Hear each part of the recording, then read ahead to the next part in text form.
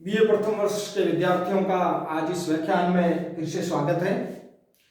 कल जो हमारा व्याख्यान था उसमें हमने पृथ्वी की आंतरिक संरचना को जानने के साधनों के बारे में हमने पढ़ा था, जिसमें मैंने बताया था आपको कि पृथ्वी की आंतरिक संरचना को जानने के 3 साधन हैं। पहले अप्राकृतिक साधन, जिसमें हमने पढ़ा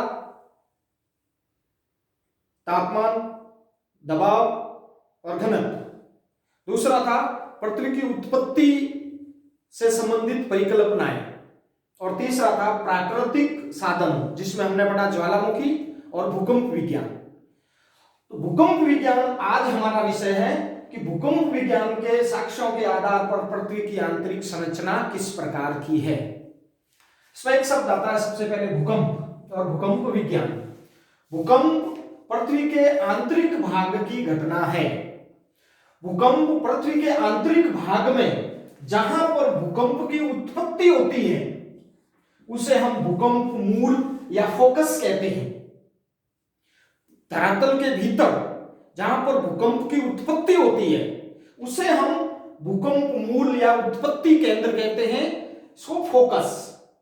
भूकंप मूल से उत्पन्न होने के बाद भूकंप की तरंगों का धरातल पर जिस स्थान पर सर्वप्रथम आभास होता है या अनुभव होता है उसे हम भूकंप केंद्र या अधिकेंद्र या एपिसेंटर कहते हैं। अधिकेंद्र और भूकंप मूल दोनों 10 या 20 शब्दों वाला सवाल है। भूकंप मूल किसे कहते हैं, अधिकेंद्र किसे कहते हैं? भूकंप मूल धरातल के भीतर वह स्थान जहां भूकंप की उत्पत्ति होती है भूकंप मूल या फोकस कहते हैं। धरातल का वह स्थान जहां पर भूकंप मूल से उत्पन्न भूकंप तरंगों का सर्वप्रथम आभास होता है अधिकेंद्र कहते हैं। भूकंप से उठी हुई तरंगें सर्वप्रथम अधिकेंद्र पर पहुंचती है, इसलिए यह स्थान भूकंप मूल से सबसे नजदीक का स्थान होता है और भूकंप के समय सर्वाधिक विनाश अधिकेंद्र पर ही होता है। अधिकेंद्र पर पहुंचने के बाद धरातल पर भूकंप केंद्रों का परिवहन होता है या भूकंप की तरंगें या लहरें प्रवाहित होती है। अब भूकंप की तरंगें जो भूकंप मूल से भूकंप उठता है और अधिकेंद्र पर सबसे आभास होता है, उसके बाद भूकंप की लहरें चलती है। तो भूकंप से चलने वाली लहरें 3 प्रकार की होती है। सबसे प्रथम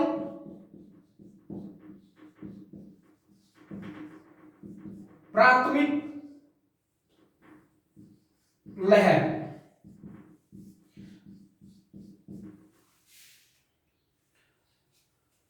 प्राथमिक लहर भूकंप मूल से अधिकेंद्र पर सबसे पहले पहुंचती है। यह सर्वाधिक वेग वाली लहर होती है और यह लहर ध्वनि तरंग के समान होती है।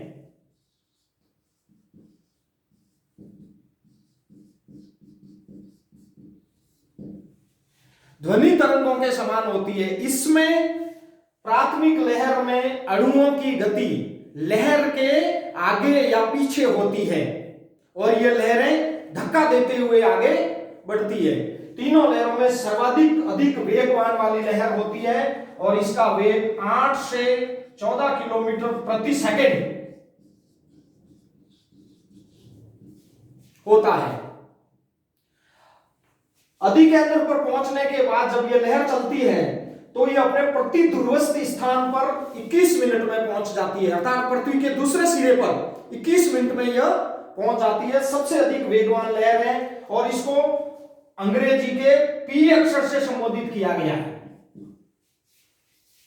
यह पृथ्वी के सभी भागों में प्रवाहित होती है। दूसरी है एस लहर या अनुप्रस्थ तरंगें या द्वितीयक लहरें। ये इस लहरों में अणुओं की गति लहर के समकोण पर होती है,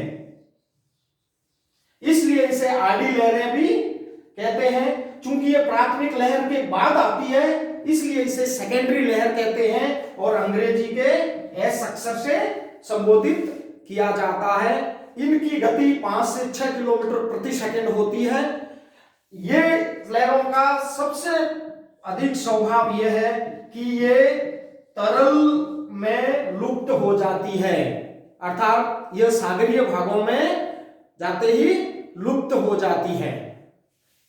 तीसरी धरातलीय लहर, एल वेव्स, यह लहरें सबसे बाद में आती है और भूकंप पुल से सबसे अधिक दूरी तय करके अधिकेंद्र पर पहुंचती है, अर्थात सबसे लंबी लहर होती है, इसलिए इसे लॉन्ग वेव्स कहते हैं और अंग्रेजी के एस अक्षर से संबोधित किया जाता है। यह लहर अधिकेंद्र पर सबसे अधिक विनाश करने वाली लहर होती है और इसकी गति 3 किलोमीटर प्रति सेकंड होती है। भूकंप लहरों की गति और भ्रमण पथ के आधार पर हमें पृथ्वी के आंतरिक भाग के विषय में जानकारी प्राप्त होती है। भूकंप की लहरें प्राइमरी, सेकेंडरी और लॉन्ग वेव्स, इसमें मैंने आपको बताया कि ये लहरें सिर्फ धरातलीय लहरें हैं जो धरातल पर ही प्रवाहित होती है। पी और एस लहर जो पृथ्वी के भीतर प्रवाहित होती है, इसमें पी और एस लहरें, अगर भूकंप की लहरें एक सर्वत्र स्वभाव वाले भाग में समान गति से सीधी प्रवाहित होती है, अगर उनके मार्ग में घनत्व में अंतर आता है तो यह उस पथ से मुड़ जाती है या फिर वक्राकार मार्ग का अवलंबन करती है। यदि पृथ्वी सर्वत्र एक समान घनत्व से बनी हुई होती तो भूकंप की लहरें एक समान गति से पृथ्वी के कोर तक एक सीधी रेखा में पहुंच जाती। यह पृथ्वी का कोर है। अगर पृथ्वी सर्वत्र समान घनत्व की बनी हुई होती तो भूकंप की लहरें पी और एस पृथ्वी के कोर तक एक समान गति से सीधी रेखा में प्रवाहित होती, लेकिन आप डायग्राम में देख रहे हैं कि पृथ्वी के भीतर प्रवेश करने पर पी और एस लहरों का स्वभाव किस प्रकार का है, अर्थात पृथ्वी के भीतर धरातल में असमानता है, अर्थात पी और एस लहरें जहां धरातल में अंतर है वहां पर मुड़ जाती है। तो इससे यह निष्कर्ष निकलता है कि पृथ्वी के भीतर पी और एस लहरें जहां धरातल घनत्व में अंतर होता है वहां वक्राकार मार्ग का अवलंबन करती है।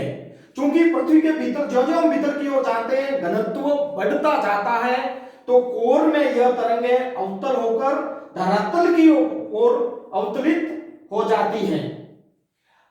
एस तरंगों का स्वभाव होता है, मैंने अभी पढ़ाया आपको जब बताया था कि एस तरंगों का स्वभाव होता है कि यह तरल में प्रवेश नहीं करती, तरल में लुप्त हो जाती है।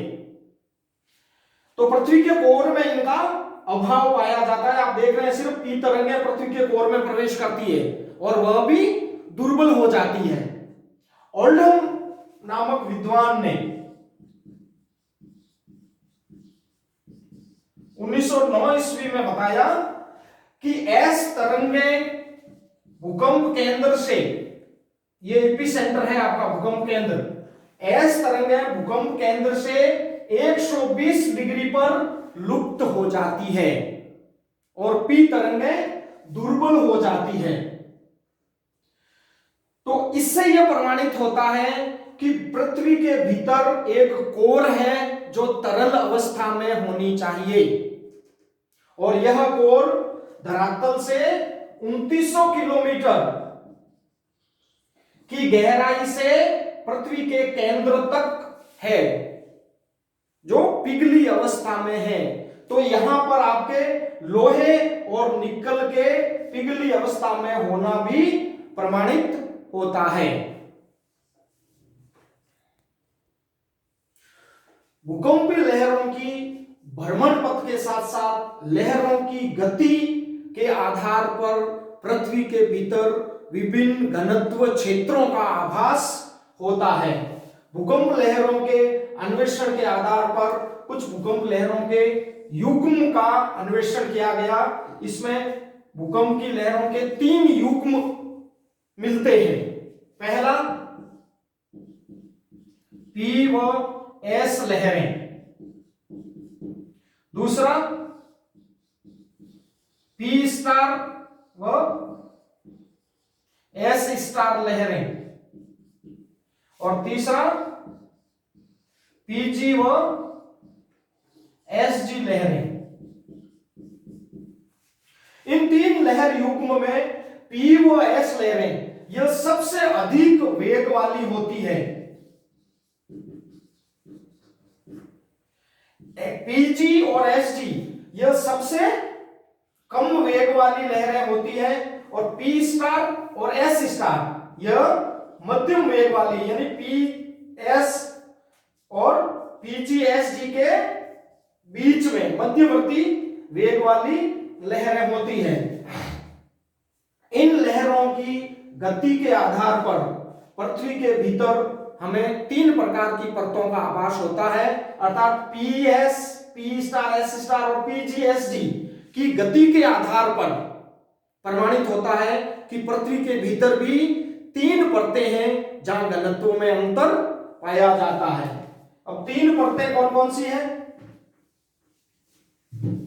पहली ऊपरी परत,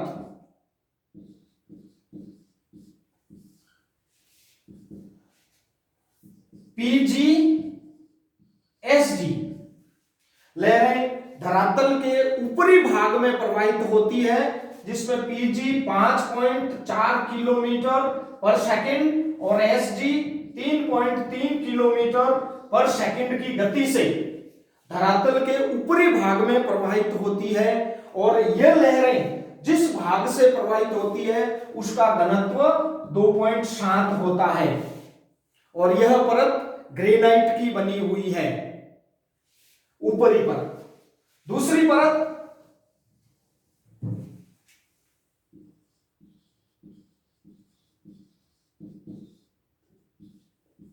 मध्यवर्ती परत,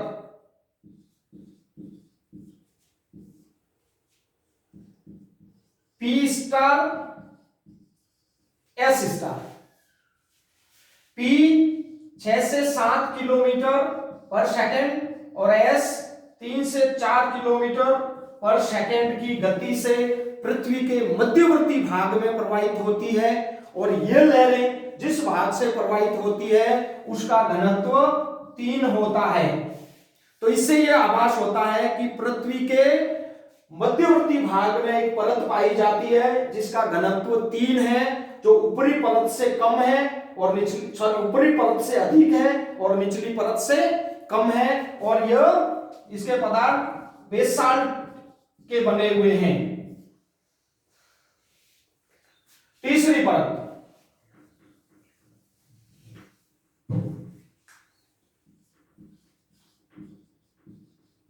निचली परत, P और S लहरों का युग्म। P लहरें धरातल में सर्वत्र प्रवेश करती है, S लहरें तरल भाग में लुप्त हो जाती है। यह सबसे अधिक वेगवान वाली लहरें हैं और धरातल में सबसे अधिक गहराई तक प्रवेश करती है। इसमें P की गति 7.8 किलोमीटर पर सेकंड और S की गति 4.5 किलोमीटर पर सेकंड की गति से यह धरातल में अत्यधिक भीतर तक प्रवेश करती है। तो धरातल के भीतर एक तीसरी परत का आभास होता है जिसका घनत्व सर्वाधिक होता है और यह पृथ्वी के मेंटल यानी 2900 किलोमीटर की गहराई पर होती है, जिसका घनत्व अत्यधिक होता है। तो इस प्रकार आज हमने भूकंप विज्ञान के साक्ष्यों के आधार पर पृथ्वी की आंतरिक संरचना किस प्रकार की है इस विषय पे पढ़ा। यह निश्चित रूप से आपके लिए लाभदायक व्याख्यान होगा। धन्यवाद।